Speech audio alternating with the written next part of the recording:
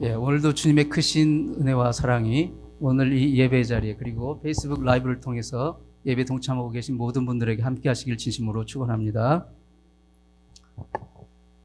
마태복음 5장 1절부터 12절까지는 예수님께서 이 산상에서 산 위에서 설교하신 내용 중에서도 특별히 팔복에 관한 천국의 복을 말씀하신 것이라 해서 그 유명한 타이틀 비에티튜드이라는 타이틀이 붙여져 있고 팔복 설교라고 합니다. 그런데 이 8가지 이 복은 우리가 세상에서 보통 말하는 그런 복과는 성격이 다릅니다. 그것을 우리가 늘 염두에 두고 우리가 하나님 말씀을 보아야 될 줄로 믿습니다. 세상에서 복이라고 한다면 부귀영화, 무병장수, 출세 성공 이런 것들을 의미합니다. 만약 여러분이 이 세상에서 추구한 그런 복을 얻기 위해서 이 팔복의 말씀을 묵상한다면 반드시 실망하고 말 것입니다. 왜냐하면 이 팔복은 세상이 말하는 복, 부귀영화, 무병장수, 출세 성공 그것과는 무관하기 때문입니다. 하지만 우리가 이 팔복을 통해 예수님이 우리에게 주시는 가르침에 순종하여 살아간다면 이 세상의 복과는 비교할 수 없는 그런 차원이 다른 신령한 하늘의 복, 그 복을 이 땅에서부터 우리가 맛보게 될 것입니다. 오늘은 그 팔복 중 3번째 복인 온유한 자는 복이 있나니 저희가 땅을 기업으로 받을 것이며 이라는 말씀을 나누면서 하나님의 음성을 들을 수 있기를 축원합니다. 일반적으로 온유하다 하면 그 얌전하고 순하고 좀 샤이하고 부드럽고 나이스하고 뭔가 남에게 싫은 소리 안 하고 또 남과 될 수 있으면 부딪히지 않고 그런 것을 연상할 수 있을 겁니다. 하지만 성경에서 말하는 온유함이라는 것은 그런 일상적인 그런 이미지가 아닙니다. 신약 성경에서 그 온유하다로 번역된 이 헬라어는 프라우스라고 하는데 이 성경적인 관점에서 이 온유함, 프라우스 이란 말은 구체적으로 어떤 뜻을 담고 있는지 한번 몇 가지 살펴보기를 원합니다. 저체로 성경적인 그 온유함, 오늘 본문에서 예수님 말씀하신 그 온유함이라는 것은 마음이 굳어지지 않는 것을 말합니다. 마음이 굳어지지 않는 것. 사람이 처음 태어나가지고 어린아이들 보세요. 어린아이들 여러분 그 살갗 만져보시면 지금 뭐 이든이나 다엘이나 만져보세요. 갓 쪄낸 두부처럼 정말 부드럽잖아요. 너무 부드러워요. 하지만 우리가 나이가 들면서 늙어가면 어떻게 됩니까? 점점 딱딱해지고 굳어지는 거예요. 그렇죠? 죽으면 어떻게 돼요? 차가운 돌처럼 완전히 딱딱해져요. 그래서 몸과 마음이 굳어진다는 것은 죽음 쪽으로 가까워진다는 걸 말하는 거고 몸과 마음이 부드럽다는 것은 생명 쪽으로 가깝다는 것을 암시하는 것입니다. 여러분 우리의 지체 중에 입안에 있는 게 뭐죠? 혀와 입니다. 그렇죠? 이 둘은 평생 가장 가깝게 같이 살아요. 그런데 이 둘은 성격이 너무 달라요. 이는 강하고 셉니다. 단단합니다. 혀는 가장 약하고 부드러워요. 그렇죠? 그런데 이 둘이 성격이 너무도 다릅니다. 어느 날 이가 성질이 나면 혀를 확 물어버립니다. 그래서 막 상처를 주고 피도 내고. 그래도 혀는 아무 말도 못해요.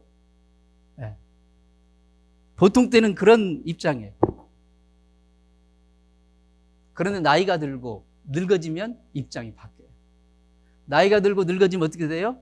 이는 그 강한 이 단단한 이는 점점 이 충치가 생겨서 녹아서 결국은 떨어져 나가요. 그래서 결국은 의치 같은 걸 갈아 끼워야 돼요. 그런데 혀는 어떻습니까? 그렇게 약하고 아무 잭소리도 못하는 그 혀는 평생을 여러분 혹시 혀 빼가지고 다른 걸로 갈아 끼웠다는 얘기 들어봤습니까? 내 몸의 지체 중에 특히 강하고 딱딱한 것일수록 빨리 떨어져요. 약하고 연약한 것일수록 나와 평생 같이 합니다. 온유함이 주는 귀중한 교훈입니다. 온유하면 생명, 딱딱하고 굳어지면 죽음에 가깝습니다. 둘째로 온유함은 말씀을 삶의 중심에 두는 것입니다. 말씀을 삶의 중심에 두는 것.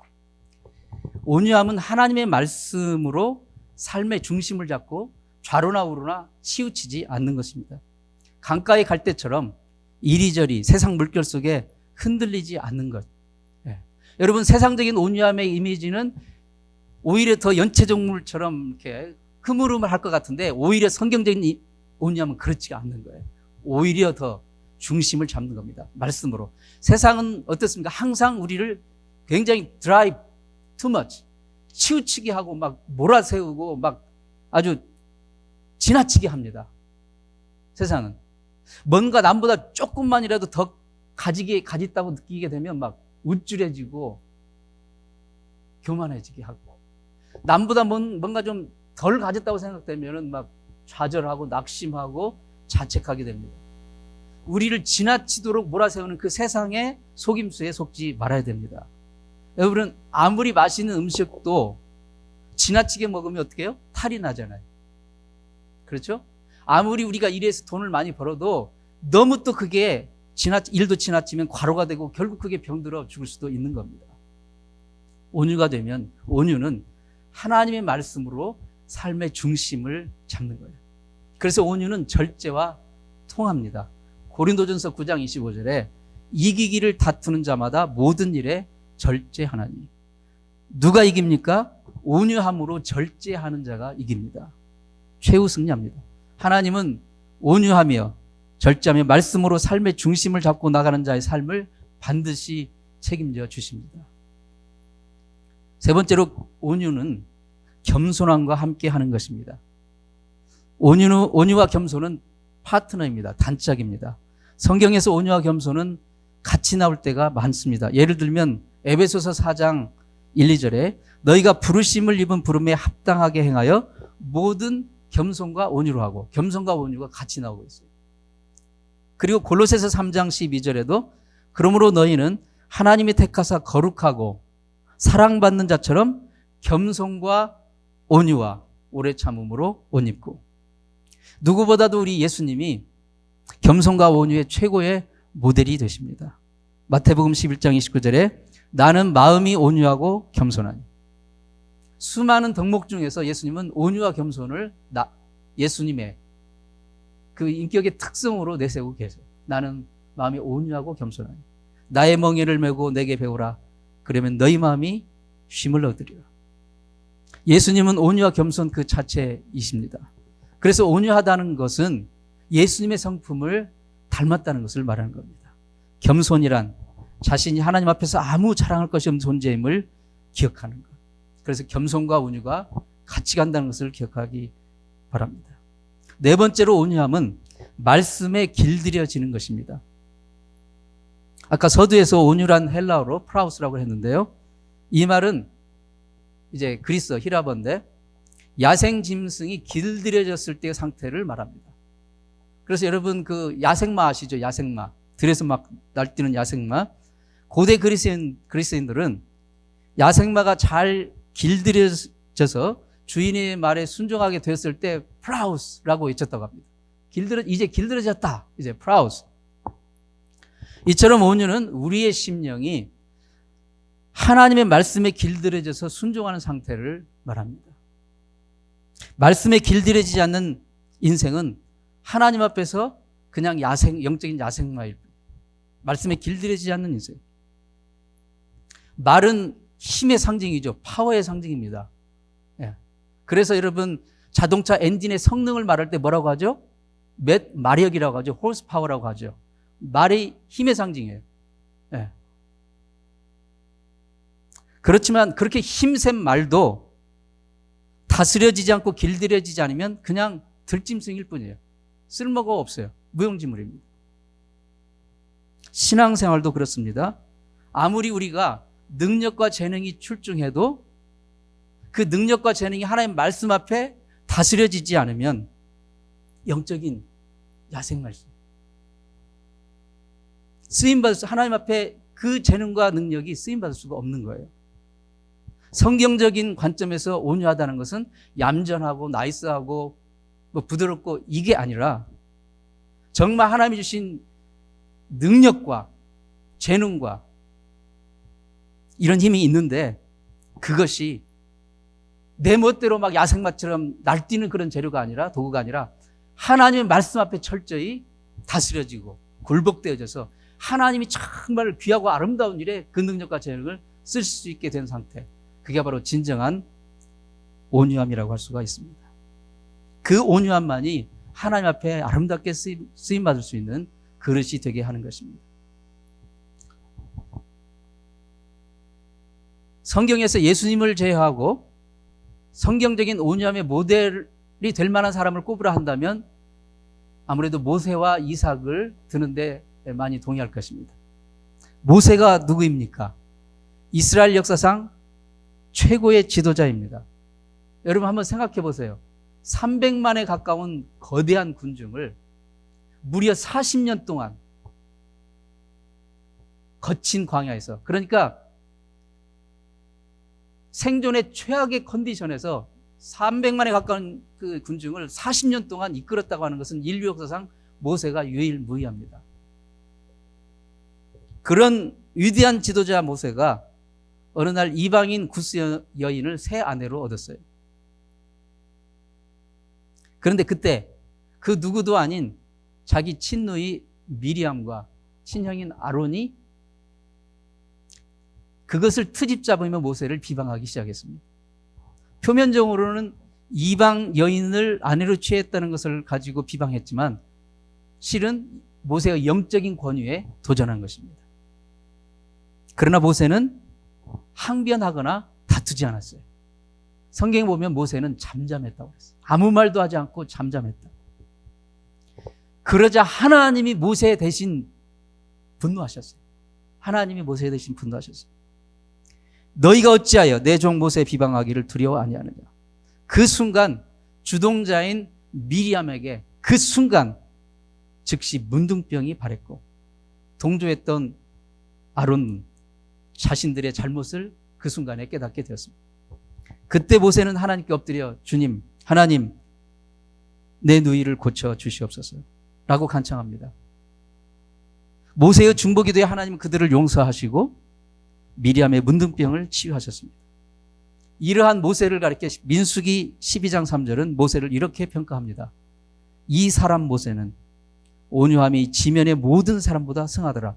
다시 말하면 이 세상에서 가장 온유한 사람 중에 하나가 바로 모세다라는 것을 말하고 있는 것입니다. 예수님은 온유한 자는 땅을 기업으로 받을 것이라는 복을 약속의 말씀을 주십니다. 여러분, 그런데 세상은 뭐라고 말합니까? 강해야 하느니라. 강해야 살아남는다. 강해야 성공한다. 강하고 독해야 땅을 정복하고 땅을 차지한다. 그렇게 말합니다. 이게 세상의 논리이고 소위 진화론의 논리입니다. 적자생존, 진화론의 논리입니다. 그러나 예수님은 역설적으로 온유한 자가 땅을 기업으로 얻는다고 말씀하십니다. 온유한 자가 땅을 기업으로 얻을 것이라는 이 말씀에 가장 잘 부합하는 성경의 인물을 찾아보는다면 역시 이삭을 생각할 수가 있습니다. 이삭의 별명을 하나 지으라고 한다면 우물파기 명수입니다. 우물파기 명수. 그는 가는 곳마다 우물을 팠어요. 그런데 파는 곳마다 샘물이 터졌어요. 그가 우물 파는 기술이 좋아서가 아니라 하나님이 그에게 형통함을 주셨기 때문입니다. 창세기 26장에 보면 블레셋 사람의 땅에서 농사를 지었는데요. 어느 해 무려 소출이 100배를 얻었다는 거예요. 100배를. 여러분 어마어마한 일 아닙니까? 100배를 얻었어요. 거부가 되었다고 성경은 말하고 있습니다. 그가 얻은 축복의 비결은 다른 게 있는 게 아니라 하나님의 뜻에 순종하는 온유함에 있었어요. 온유함에. 이삭이 블레셋 땅에서 거부가 되자 이를 시기하고 질투한 블레셋 사람들이 이삭의 우물을 흙으로 막아버렸어요. 메꿔버렸어요. 우물을 파면 물이 잘 나오고 그렇게 돼서 정말 이 목축이나 이런 농사들이 잘 되고 그러니까 그걸 시기 질투하고 블레셋 사람들이 파는 족족 이삭의 우물을 막아버립니다. 중동 사막 지방에서 우물은 생명의 젖줄이고 산업의 원천이라고 할 수 있습니다. 그런 우물을 흙으로 덮어버렸다는 것은 살지 말고 죽으라는 거죠. 이삭은 어떻게 했을까요? 성경에 보면 그들과 다투지 않고 그냥 떠났다고 했어요. 떠났다. 그 정도 되면 우리 같으면 막 대들면서 너 죽고 나 죽으라 하면서 다투고 싸울 법한데 이삭은 그들과 다투지 않고 조용히 그곳을 떠나 그랄 골짜기로 갔다고 되어 있습니다. 이삭이요, 힘이 없어서 다투지 않은 게 아닙니다. 이삭은 이미 거부였어요. 그러니까 힘과 재력이 있었습니다. 그 재력으로 얼마든지 막강한 무력을 사서 그들을 제압할 수 있는 능력이 있었습니다. 그러나 이삭은 자기 힘을 사람들과 다투는 데 쓰지 않고 하나님의 손에 맡겼어요. 그 모든 일을. 세상의 경제 논리와 경쟁 논리로 보면 이삭은 바보 천치입니다. 그러나 그에게는 세상이 알 수 없는 정말 강력한 힘이 있었습니다. 그것은 바로 온유의 힘이었습니다. 하나님의 뜻 앞에 온전히 자기를 굴복시킬 수 있는 그런 진정 강력한 힘, 그 온유의 힘을 그는 가지고 있었습니다. 이삭이 온유할 수 있었던 것은 하나님이 언제나 그와 함께 하신다는 그 확신과 믿음, 그것이 있었기 때문입니다. 그래서 이삭이 사람과 다투기를 포기하고 가는 곳마다 하나님이 그와 함께 해주시고 그리고 그를 축복해 주시고 그에게 형통한 복으로 복 주신 것입니다. 여러분, 그런데 오늘 온유한 자가 땅을 기업으로 받게 되리라는 이 복을 받게 된다는 말은 여러분 좀 우리가 잘 생각을 해봐야 됩니다. 그냥 액면 그대로 땅을 기업으로 얻는다 라는 것을 피상적으로 생각하면 이게 그러면 온유하면 하나님께서 부동산 투자를 잘해서 땅 부자가 되게 해주신다는 말인가? 꿈에 천사가 나타나가지고 야 김지사 내년에 강남 저쪽 어디에 이 택지 개발이 시작될 거야. 거기다가 미리 투자를 해. 너는 진짜 부자가 될 거야. 여러분 이렇게 하는 것입니까? 그런 뜻이 아니라고 봅니다. 이 구절은 어떤 물리적인 땅을 많이 소유한다는 그런 개념이라기보다는 우리의 하나님 앞에서의 우리의 삶의 지경이 넓혀진다고 할 수가 있는 것입니다. 여기서 삶의 지경이라는 것은 인생의 폭, 대인 관계의 이 폭, 만남의 축복, 인생의 그릇, 인격의 그릇, 그것이 하나님의 복된 그릇으로 커지게 된다는 그것으로 해석할 수가 있습니다. 즉 온유한 자가 땅을 기업으로 얻는 복을 받는다는 것은 본질적으로 온유한 자의 삶의 모든 영역에서 하나님의 뜻이 이루어지고 하나님의 다스림이 이루어지는 하나님의 나라가 이루어지고 하나님의 영광이 드러나게 되는 그러한 진정 하늘의 복을 받는 삶을 의미한다고 할 수가 있습니다. 신앙생활에서 저분 참 믿음 좋은 분이에요 라는 그런 얘기를 할 때가 있죠. 어떤 참 믿음 좋은 보면 저분 믿음 좋은 분이라고 말할 때가 있습니다. 그런데요, 사실 믿음이 좋다 아니다라는 것은 본질적으로 우리가 그냥 느낌상 외관상 좀 그렇게 생각할 뿐이지 본질적으로 하나님만이 아셔요. 아무리 막 목사가 양복을 잘 빼입고 고상한 설교를 해도 정말 그 설교자가 그 목사가 믿음 있는지는 하나님만 아셔요. 아무리 누추한 옷을 입고 사람 보기에 믿음 없어 보이고 정말 시들시들 병들어 있다 할지라도 정말 그가 믿음 있는지는 하나님은 아십니다. 하나님만이 아셔요. 그러나 우리가 그래도 일반적으로 좀 이렇게 믿음을 저 사람 믿음이 있구나라고 생각해 볼 수 있는 그런 공통적인 그런 특성들은 찾아볼 수는 있습니다. 그것은 바로 지금 우리가 묵상하고 있는 팔복설교의 팔복의 심령이 정말 가난한 사람. 그리고 자신의 죄와 이 세상의 죄를 애통해 할 줄 아는 사람. 그리고 오늘 정말 그 마음과 성품이 하나님 말씀 앞에 철저히 다스려지고 굴복되어진 그 온유한 사람. 그런 사람이라면 믿음이 있다라고 우리가 생각해 볼 수가 있는 것이죠. 그러한 온유함이 마음에 심겨져 있다면 자연히 얼굴에도 그냥 세상적인 연약함이 아닌 정말 놀라운 능력의 그 온유함이 얼굴에서 나올 수 있는 것이고요. 성품과 언행에도 그 온유함이 묻어날 수가 있는 것입니다. 이러한 정말 진정한 능력의 온유함을 가진 사람이 공동체에 있으면 그 공동체가 천국 공동체가 되는 것이고, 그러한 온유함의 사람이 가정에 있으면 가정 천국이 이루어질 수가 있는 것이죠. 신앙생활한 지 얼마 안 된 젊은 부부가 있었어요. 어느 주일날이 되었어요. 아내가 교회를 가고 싶은데 너무 몸이 아파서 도저히 일어날 수가 없어요. 그래서 남편을 혼자는 안 가려고 막 하는 그런 사람인데, 막 간청을 하고 설득을 해서 그래도 내가 아파서 못 가지만 당신이라도 가야 된다고 보냈어요. 남편이 그냥 투덜투덜하면서 갔어요. 가서 예배를 참석하고 돌아왔는데, 이 남편이 돌아온 남편이 평소와는 행동이 달라졌어요.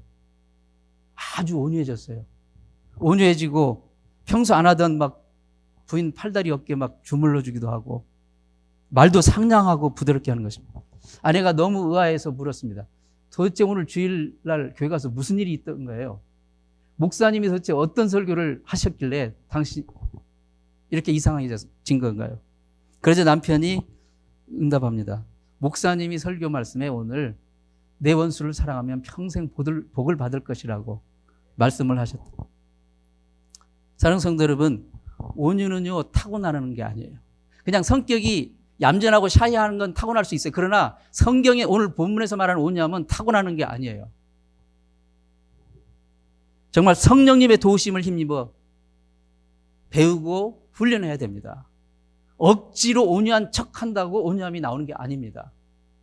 말씀 앞에 자신을 내려놓고 자신의 성품 중에 세상의 그 어떤 것으로는 도저히 다스려지지 않는, 다듬어지지 않는 거칠고 모난 부분을 성령님의 도우심을 힘입어 말씀으로 굴복시킬 때 우리는 오늘 이 진정한 하늘의 복을 받을 수 있는 그런 온유함을 가질 수가 있는 것입니다. 그래서 주님이 쓰시기에 부족함이 없는 온유한 그 그릇이 될 수가 있는 것입니다. 사랑하는 성도 여러분, 여러분 한 사람 한 사람이 오늘 주님의 말씀처럼 정말 그 진정한 능력의 온유한 자가 되어서 여러분 가정과 삶에 정말 하늘의 복이 임하는 그 하늘의 복을 누리는 저 여러분 되시길 진심으로 축원합니다. 기도하겠습니다. 하나님 아버지, 온유한 자가 복되다 하셨는데 정말 세상적인 그런 연약함의 온유함이 아닌 우리의 성품이 하나님께 복을 받을 수 있는 성품, 하나님의 거룩하고 복된 일에 쓰임받을 수 있는 그런 성품으로 주님 성령께서 다스려 주시고 인도하여 주옵소서. 마음이 굳어지지 않게 해 주옵소서. 말씀에 길들여지게 하옵소서. 온유함으로 우리의 삶의 지경이 넓어지게 해 주옵소서. 온유함으로 많은 사람들을 예수 그리스도 앞으로 인도하는 하나님 나라의 거룩한 도구가 되게 도와 주시옵소서. 예수님의 이름으로 기도합니다. 아멘.